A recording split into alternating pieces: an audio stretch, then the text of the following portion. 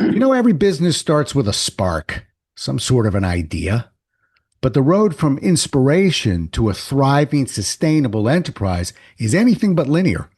Well, let's have ourselves a pocket sized pep talk because whether you're launching your first venture or leading a company that has achieved significant and rapid growth, this conversation is your roadmap to what's next. A Pocket Sized Pep Talk, the podcast that can help energize your business and your life with a quick, inspiring message. Now, here's your host, Rob Jolles. Today's guest, Pat Alacqua, is a seasoned business growth strategist who's built his own successful businesses and helped others achieve exponential growth. He founded the Entrepreneur to Enterprise program to share his wealth of experience and guide leaders on their journey. His new book is Obstacles to Opportunity, Transforming Business Challenges into Triumphs, Stories and Strategies from Leaders Who've Mastered It. Happy to have you with us and welcome to the show, Pat. Thanks, Rob. Been looking forward to talking with you. Good. Appreciate the invite. Good. Well, I'm trying to dissect this man's accent before we started, and I still got you sort of a little Philly, a little Jersey, and a little Baltimore, and the man lives in Atlanta. How did that happen? All right. I hear you. You're like like an all-breed dog. I'm trying to use the right word there. Good for you. I've been called many things, Rob. So whatever works, Well, all right. Let's get to that book that works. You've got, I always feel like the book you don't find a book, it finds you. And when I see a title like yours, Obstacles to Opportunity, I'm just curious. What inspired you to write a book like this? Well, Rob, I guess, the short answer is, having started my own businesses, grown my own businesses over the years and worked with other leaders, it was, I learned fast that we learn from our mistakes. Okay. And I can look back on my career and I can honestly say that there were so many people that either, I searched out or somehow found me, right, where I was able to, they sort of, let's say they had been where I was trying to go. And through that, they really reduced my learning curve. They kept me away from landmines. So, what really had me wanting to write the book was how can I do that and include other leaders in the book, because I have a lot of stories from other leaders that talk about, their journey and their struggles and their pivots.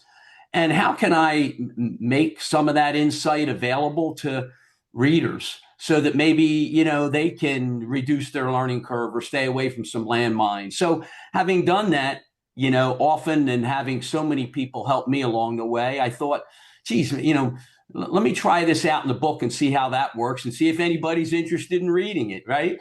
Yeah. That's why we write. I love what you're saying there. I remember as a kid watching The Wizard of Oz and watching Dorothy and the Scarecrow and the rest of them go through all that mess. And at the end saying, I could have sent you home pretty much any time. And I could have told you, but you wouldn't have listened to me. And I remember kind of growing up these lessons like, well, we could have told you, but you had to learn it for yourself. I have never subscribed to that theory. I've subscribed to the theory that says, for my children, I'll tell you what, I'll give you the lesson. You can choose to listen or not. But I'm not playing this game of, well, I figured you probably wouldn't listen, so I wanted to watch you get your head handed to you. If we can help people, let's help people. Absolutely. It's funny you said about the kids. My adult kids now, I love them to death. And we finally got to that stage where I can say, look, let me just give you my thoughts and what's resonating. Now, what you do with them is, it's your life. It's your decision, and don't feel I'm not judging whether you take those thoughts or not, because it's your world, it's your life. But So we finally got to that stage, and it's fun now because they actually do listen, and sometimes maybe they'll follow it, and often they won't. But we all learn in our own way, right, at our own pace. Yep, I agree. Well, I'm a sales guy, remember, so I'm used to taking my idea, putting it in somebody else's brain, and making them feel like they thought of it. That is the art of selling. But it's when it's your own children, and my children are in their 30s. Yeah, we've reached that point, but it's tough.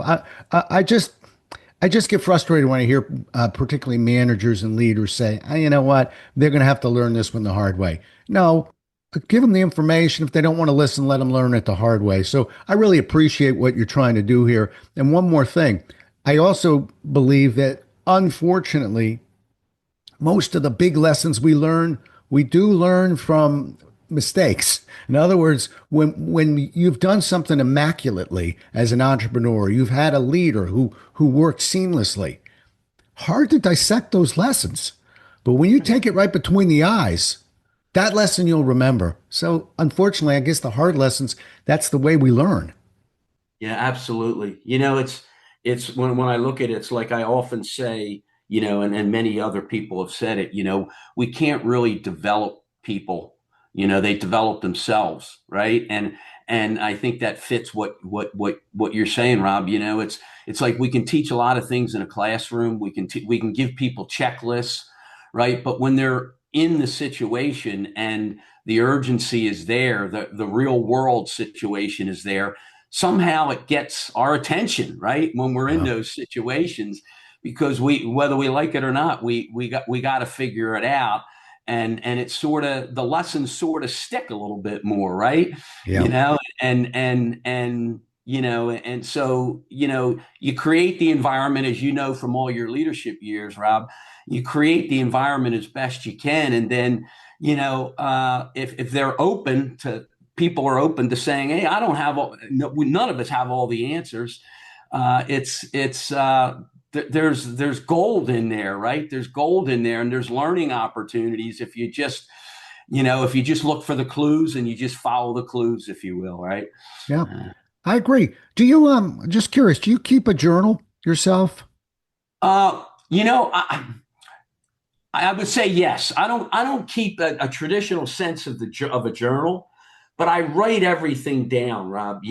I've always written it down, and because I write to think, right? I write to get clarity, and if I write it and I can see it, it's closer to doing it. So, I always say, if anybody ever got into my computer or get in, the old time, the notes, which I couldn't even read myself, let alone anyone else, it's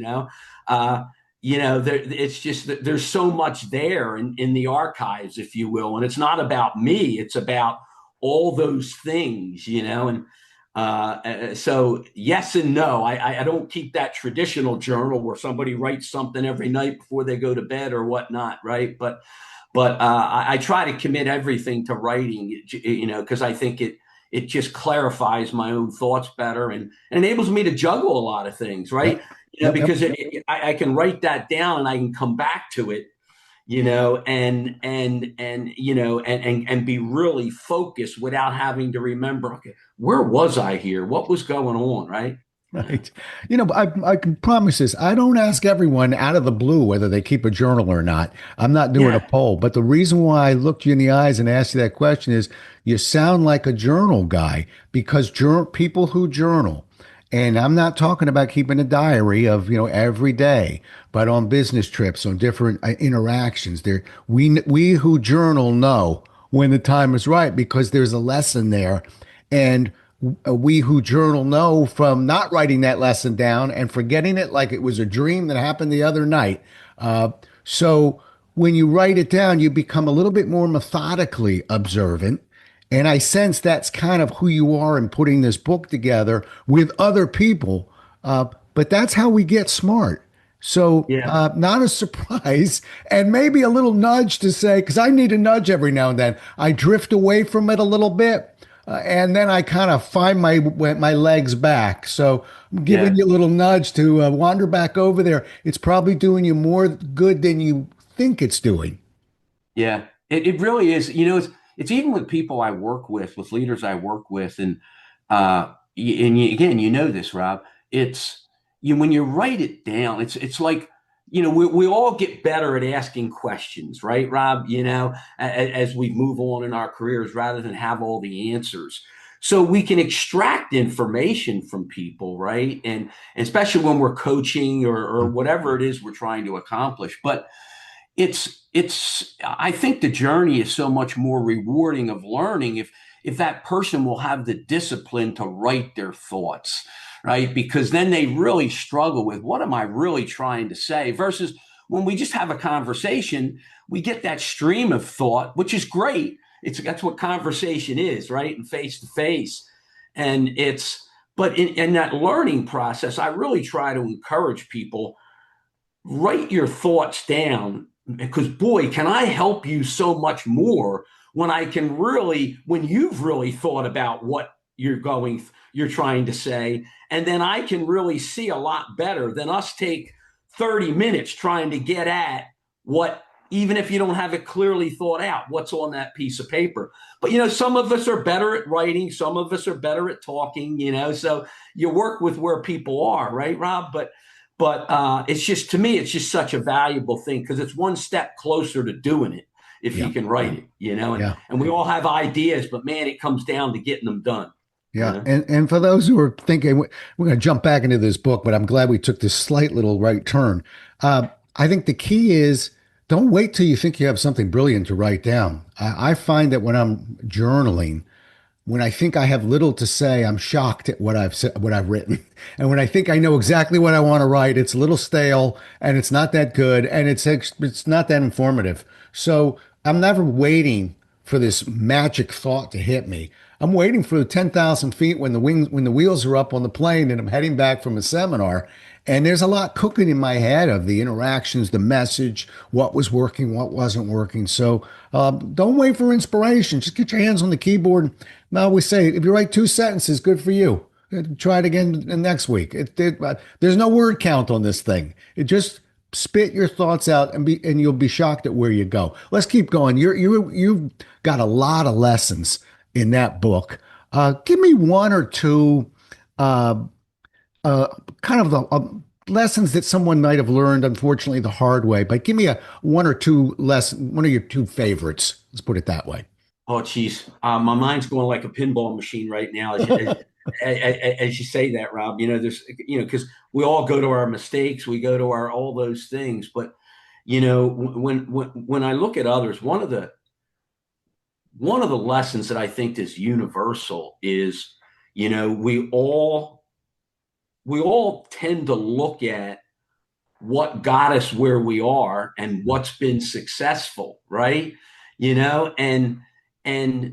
And I think in growing a business, in tackling any challenge, whether it's life, it's in business, right? That old term, which others have used often, and I steal it often, is, what got you here is not going to get you there.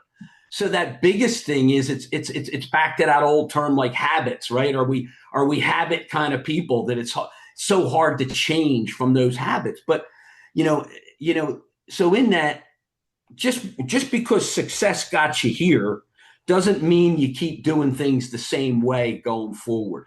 But the challenge in that is, don't throw the baby out with the wash, right? Right. How do you distinguish between that? So for me, who's a process person, who is very much of a routine kind of person because of a process, I really had to learn that and learn the science, which would be my second point, learn the science and the art.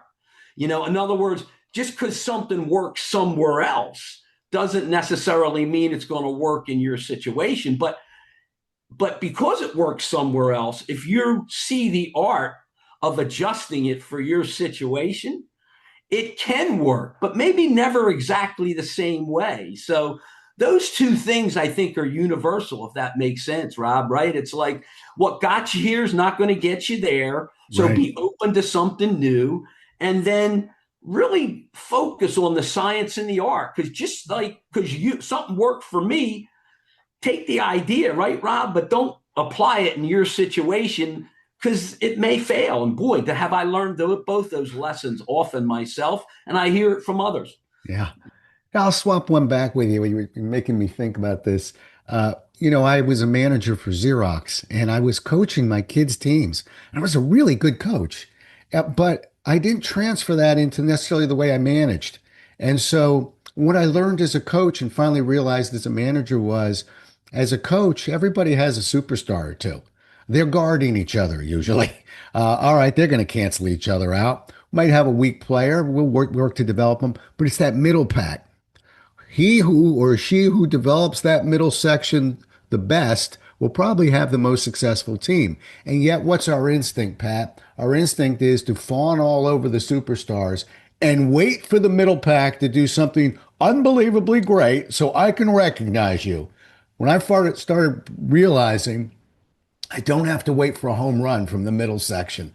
I can wait for just a nice, good, hard single. I can wait for somebody who's just on time every day at that desk. Might be under the radar, but if we recognize them for that, maybe we inspire them a little bit. We don't use it as an opportunity to put a but or if only you could in there. We just let it lie. I don't think they're going to be late in the morning. And I also think we begin to develop that middle. So that was something that I learned, but I learned it as a coach and pulled it over as a manager. You're right. You're right. Well, how often do we, as we grow, right, Rob, you go back and you say, when we can look at others, the old stories, those of us who teach learn the most, right? Yep. So, right. So when you're doing that with those kids, or you're doing it in any situation, you naturally go back and say, gosh, I wish I listened to what I'm saying to somebody else right now, or I applied it this way, right? Right. We learn so much in those situations, and just meeting people where they're at. We all have a tendency to start communicating or addressing people where we are, right? And really learning and this is what you're saying, learning where they're at and giving them what they need to get to that next step. And it might not be as fast as where you are or want them. You're going to get them to where you want them as fast as you'd like to. But you know what? You're never going to get them there if you don't meet them where they are. Right. Yep. So Yep. And you it's can also learn from, I remember when Pat Riley was coaching and he was coaching LA and they were Hollywood and I forgot they had a nickname, but they were just a run and gun and it was beautiful basketball. Then he coaches the Knicks. Well, he's got Patrick Ewing. Now they're a grinded out physical defensive squad. And what you learned was that's a heck of a coach because it's not my way or the highway. It's not this is the way I teach, fit my mold. It's assess your team, assess your players, and try and find a system that works for that collection of personalities. I don't think that's instinctive. I wish it were, but you can learn from the great ones. And I've yeah. certainly, I watch a lot of coaches. I was really trying, it's funny. I sort of had a mild dream years ago of being a basketball coach, played at a fairly high level. And I'm fortunate that I had some good coaches that showed me the way, but I still had to figure it out on my own a lot. Anyway. Absolutely. Absolutely. You know what I appreciate about you also, Pat? You're a process man. Now you're talking to an ex-Zeroid, so everything with us was a process. And you write about the 3 C's process. So how does that create more decisive action? And just walk us through that 3 C's process. Sure. Absolutely, Rab. Quick context as I jump into that is so often a good process, a good framework, right? As you know, on all your years of leadership, is the thinking within it is more important. You can give somebody a template and say, fill out the template. And we all want templates today, right? We all want frameworks, right?